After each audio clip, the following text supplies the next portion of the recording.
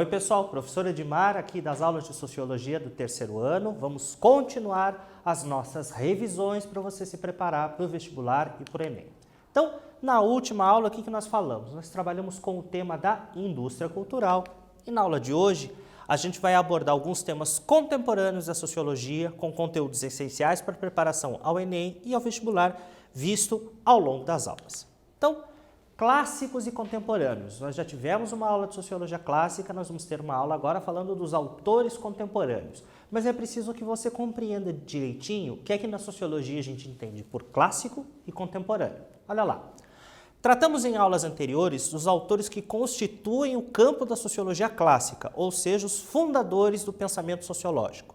Esses pensadores têm como problemática central entender a chamada modernidade. O que é a modernidade? É o projeto intelectual dos iluministas, que projetavam uma sociedade na qual a ciência e a razão seriam os pilares e condutores do desenvolvimento humano. Então, as questões da sociologia clássica, lá do Durkheim, do Marx e do Weber, que são nomes que a gente repetiu bastante, são autores que vão tentar entender as consequências da modernidade, ou seja, o que é que o projeto iluminista, esse projeto centrado na crença da razão, a razão como dominante, o que é que a modernidade gerou, quais as consequências da modernidade. A teoria sociológica clássica se orientou, desde o seu nascimento até meados dos anos 50 e 60, a entender quais eram os dilemas da modernidade. Então, olha lá, modernidade, então, designaria uma época de um projeto de sociedade que se constitui a partir de uma interpretação homogênea e abrangente. Então, olha lá, a modernidade, então, é um projeto homogêneo e abrangente, ou seja, a modernidade é aquela que aconteceria de uma forma idêntica em todo o mundo. A teoria sociológica vai pensar a modernidade dessa maneira até os anos 1950 e 1960. Então, o que acontece? A gente tem a Segunda Guerra Mundial lá, finalzinho dos anos 40, vamos pensar, final dos anos 40, começo dos anos 50, anos 60, que é o pós-Segunda Guerra Mundial. O que é importante entender no pós-Segunda Guerra? Com o fim da Segunda Guerra Mundial, há uma série de transformações sociais que ocorrem pelo mundo, que colocam questões ao projeto moderno. Ou seja, a modernidade, aquele modelo no qual a razão seria a toda poderosa e que daria conta de explicar o mundo, ela sofre alguns problemas. Por quê? Olha lá. Questionamento dos modelos sociais de raça, gênero e classe. Emergência dos chamados novos atores sociais e uma fragmentação e diversidade de modelos de construção de sociedade. Então, a modernidade era entendida como um projeto homogêneo. O pós-guerra vai mostrar que esse projeto ele não vai ser homogêneo, de que ele vai ser constituído a partir da sua diversidade. É isso que é importante entender no contexto social do pós-Segunda Guerra. E é isso que alguns autores vão chamar de pós-modernidade. Você já deve ter ouvido falar, por exemplo, dos autores chamados pós-modernos. O que é essa tal de pós-modernidade? Então, olha lá. Nesse contexto, alguns autores começaram a identificar a falência do projeto moderno e olhar para uma nova perspectiva chamada pós-modernidade. Abre aspas. Pós-modernismo privilegia a diferença, a diversidade, a fragmentação, a indeterminação e, nesse sentido, se insurge, aparece contra os discursos universalizantes da modernidade. Procura reconhecer subjetividades, dando visibilidade a questões como gênero, etnia, ambiente e territorialidade. Ou seja, a pós-modernidade é a valorização das diversas formas de diversos projetos de sociedade. Então, a sociologia contemporânea, essa sociologia que está engajada no pós-modernismo, ela é feita por autores que tentarão compreender o mundo social partindo do pressuposto da heterogeneidade que compõe esse mundo. Vejamos algumas perspectivas, então, de alguns autores da pós-modernidade. O primeiro deles é um francês chamado Pierre Bourdieu. Olha lá, Bourdieu procurou integrar a sociologia à análise das chamadas relações simbólicas. Então, não é só o mundo material, não é só o mundo econômico que interessa. Existem uma série de relações chamadas de relações simbólicas que se estabelecem por meio dos símbolos, dos significados. O que é que o Bourdieu chamou a atenção? Ó, por exemplo, prestígio e status social influenciam tanto ou mais na posição que o indivíduo ocupa dentro da sociedade, poder e reprodução. Então, não é uma questão simplesmente da classe social que o indivíduo ocupa. Existem outros aspectos, por exemplo, prestígio, né, consideração que se tem pelos outros, que influem na posição do indivíduo da sociedade. Para o autor, existem diferentes tipos de capital. Além do capital econômico, que são os recursos materiais, há um capital cultural, conhecimentos, capital social, relações e capital simbólico, prestígio. Ao pensar nas instituições e nos indivíduos nelas, Bourdieu toma o exemplo da escola. Então, olha só, a sociologia também vai estudar a escola. Como é que o Bourdieu vai entender, então, o papel da escola como uma instituição social? Antes de terem acesso à escola, os indivíduos já se encontram desigualmente distribuídos, em razão das condições socioeconômicas. Mas não só isso. Essa desigualdade inicial ocorre pelas experiências, gostos e disposições internalizadas por cada um e cada uma ao entrar na escola. Quer dizer, quando a gente está na escola, tem um monte de gente que tem experiências de mundo completamente diferentes da gente. O Bourdieu vai dizer, isso importa na hora de entender como é que os indivíduos se classificam uns aos outros. Ok? Então, presta atenção nas relações simbólicas tratadas lá pelo Pierre Bourdieu. Uma atividade da FGV para pensar o conceito do Pierre Bourdieu. Para Bourdieu, a escola é um espaço de produção de capital cultural, com diversos agentes e valores sociais envolvidos nesse processo. As opções a seguir consideram a escola a partir do quadro conceitual oferecido pelo sociólogo, à exceção de uma. Assinale. Então, você vai marcar o que não é. Letra A. A escola é uma ferramenta de poder que reproduz desigualdades ao perpetuar de forma implícita hierarquias e constrangimentos. Letra B. A escola é um espaço de socialização que proporciona o desenvolvimento integral dos indivíduos, tendo em vista que somos produtores e produtos do meio em que vivemos. C. O aluno é um ator social ligado à engrenagem da produção simbólica, dela participando como herdeiro e transmissão de valores. Tempo lá para você marcar a alternativa correta.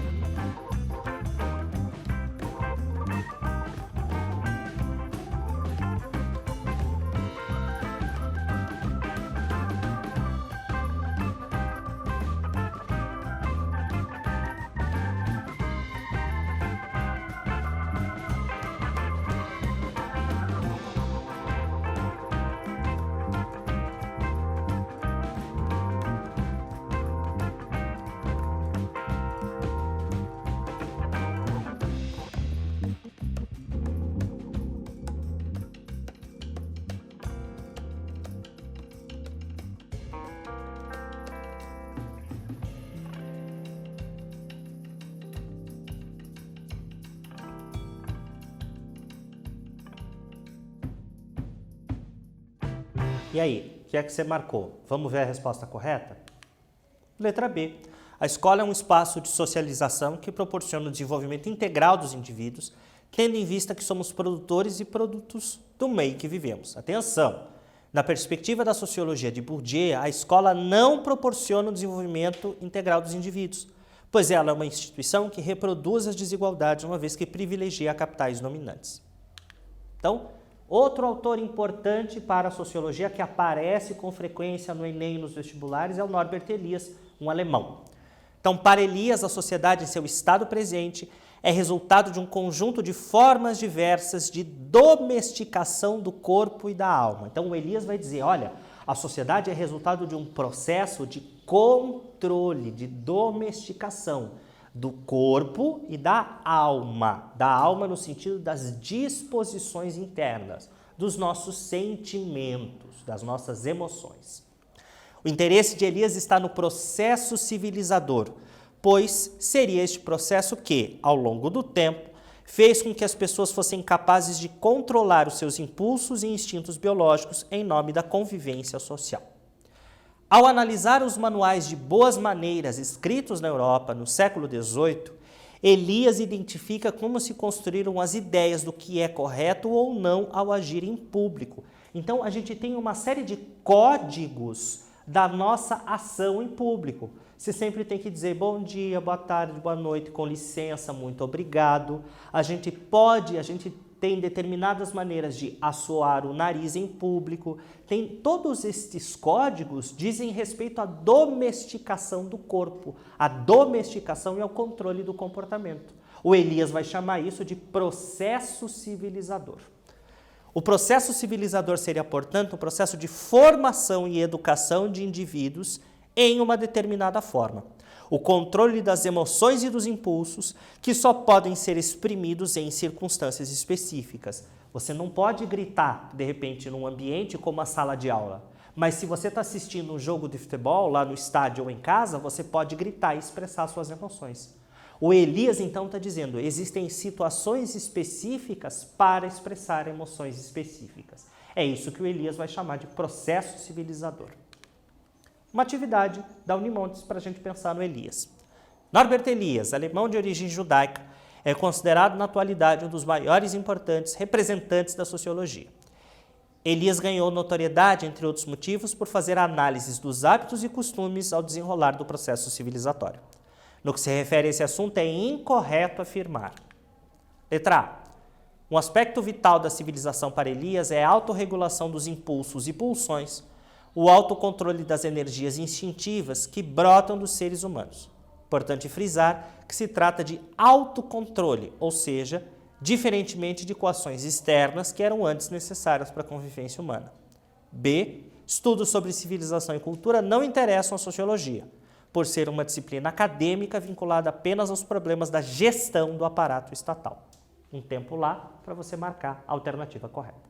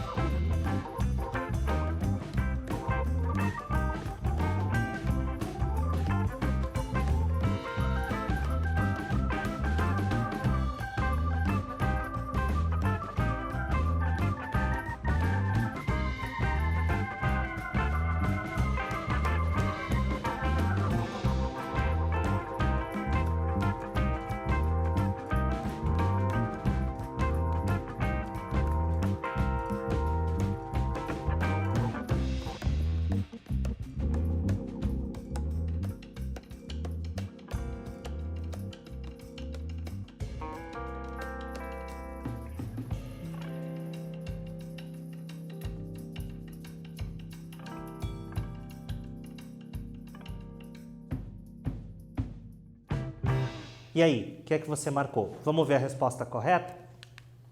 B. Estudos sobre civilização e cultura não interessam a sociologia por ser uma disciplina acadêmica vinculada apenas aos problemas da gestão do aparato social.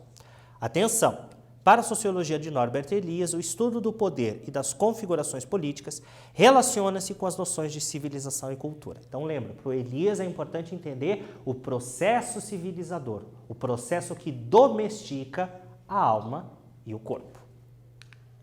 Michel Foucault. A atenção de Michel Foucault volta-se para os mecanismos históricos de construção da sociedade disciplinar. Como se construíram, ao longo do tempo, procedimentos de controle social mais eficazes e menos dispendiosos. Estes mecanismos ocorrem não só nas instituições de punição, como as prisões, mas em todas as áreas da sociedade. Para Michel Foucault, o poder se expressa em todas as relações sociais como forma de controle. Então, Michel Foucault é um autor que vai ter o poder como temática central. Mas vejam, Michel Foucault tem um entendimento do poder que é diferente dos outros autores que a gente já viu lá na nossa disciplina, nas nossas aulas. O poder é uma relação, o poder está nas relações sociais. O poder não é só aquilo que o Estado tem sobre a sociedade, o poder está inclusive nas relações mais cotidianas. A gente às vezes não percebe e a gente não vê. Mas a maioria das relações sociais nas quais nós, eu, vocês, estamos envolvidos, são relações nas quais o poder, nessa concepção do Foucault, está presente. Então, para Foucault, a construção do corpo como objeto de controle é central. O corpo é visto como objeto a ser docilizado e domesticado, controlado a partir de mecanismos que produzam rendimento. Então, olha só, na escola, eu estou aqui, normalmente se vocês estivessem na sala, vocês estariam sentados em filas, um atrás do outro, tem todo um esquema organizado para que se produza um determinado rendimento. A disciplina, o controle do corpo se exerce inclusive nesse tipo de coisa. Você já parou para pensar, por exemplo, uma das razões de se usar uniforme na escola? Presta atenção na palavra. Uniforme. Tudo igual. Quer dizer, na escola se usa uniforme porque a gente tem o desejo de que todos os corpos pareçam padronizados, iguais, uniformes. As práticas científicas e de saúde, por exemplo, a psiquiatria, a medicina e o direito, acabam por se tornar mecanismos de controle e de disciplinamento dos indivíduos. Então veja, o Foucault vai falar que, por exemplo, as práticas de normalização do corpo vão aparecer a partir de um determinado momento da história. O que é saudável, o que não é, o que é normal, o que não é. O que é a loucura e o que é a normalidade são atributos socialmente construídos com base nas relações de poder. O Michel Foucault vai chamar a atenção justamente para isso, para o disciplinamento e para a produção do normal e, consequentemente, do que não é o normal. Um quiz para falar do Michel Foucault. Para Foucault, o poder se expressa em todas as relações sociais como forma de controle. Letra A, se a afirmativa é verdadeira. B, se a afirmativa é falsa. Tempo lá para você responder.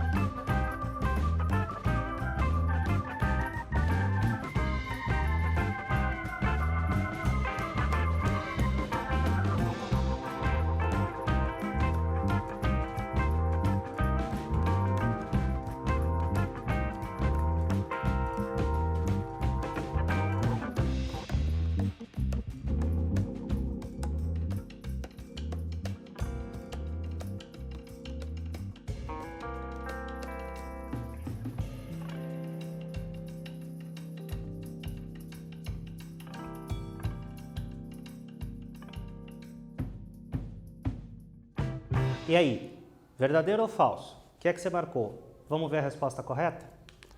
A afirmativa é verdadeira, sim. Então, olha lá, para Foucault, o poder se expressa em todas as relações sociais como forma de controle. O conceito de poder do Michel Foucault vai falar exatamente disso, de como o poder está distribuído nas relações sociais. E aí a gente tem um sociólogo americano chamado Anthony Giddens. Então, olha só, um componente fundamental da análise de Anthony Giddens para a chamada pós-modernidade é a reflexividade, ou seja, a capacidade que os próprios atores sociais têm de entender e modificar os processos nos quais estão inseridos. Isso é interessante porque, olha lá, o Giddens está falando, os atores sociais, nós que temos as nossas ações sociais cotidianas, nós temos uma capacidade de refletir, de pensar, de elaborar uma explicação sobre o mundo social que nos rodeia. Existe a sociologia como disciplina, como ciência, mas é preciso que a sociologia incorpore esse conhecimento que nós, como pessoas que estão agindo cotidianamente, produzimos. É isso que o Giddens está chamando de reflexividade. Lembra de reflexão, de pensar. O uso de informações sobre as condições de atividade como um meio de reordenar e definir regularmente o que essa atividade é. Então, o Giddens está dizendo, nós próprios pensamos e entendemos o mundo e produzimos um determinado tipo de conhecimento sobre o que este mundo é. Nós não só agimos, nós agimos e refletimos sobre a nossa própria ação.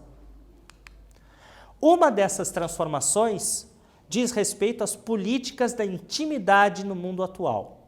O amor-paixão nunca foi uma força social dominante, ao contrário do amor romântico que se construiu como modelo de relacionamento a partir do século XIX. Então, o Giddens ele vai falar das transformações que a intimidade, que os relacionamentos têm durante todo o processo histórico.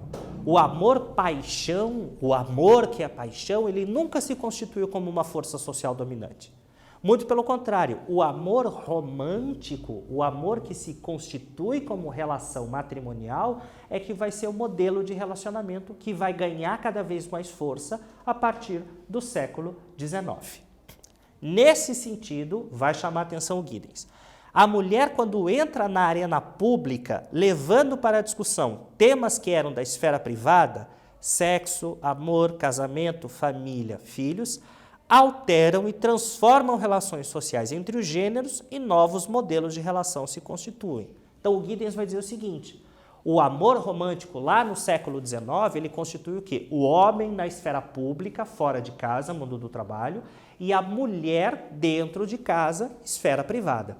A partir das transformações da pós-modernidade, a mulher entra na arena pública, ela vai trazer para a arena pública discussões que eram da esfera privada. Por exemplo, sobre o casamento, sobre o direito a divorciar-se, por exemplo, sobre a reprodução e o cuidado dos filhos.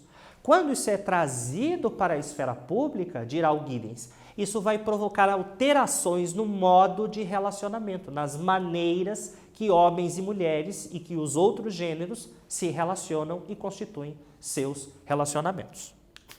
Então, na aula de hoje, o que nós fizemos? Nós fizemos uma revisão e uma retomada de alguns autores contemporâneos da sociologia. Por que é importante frisar esses autores? Porque são autores que aparecem muito no Enem, nos vestibulares, nas provas, são autores que já apareceram em outras questões que a gente viu nas aulas anteriores. Então é muito importante que você preste atenção nos conceitos desses autores que foram trazidos para você na aula de hoje. Está aqui as referências que nós usamos na nossa aula, está aqui o link das imagens e a gente se vê nas nossas aulas. Um abraço para você e até lá!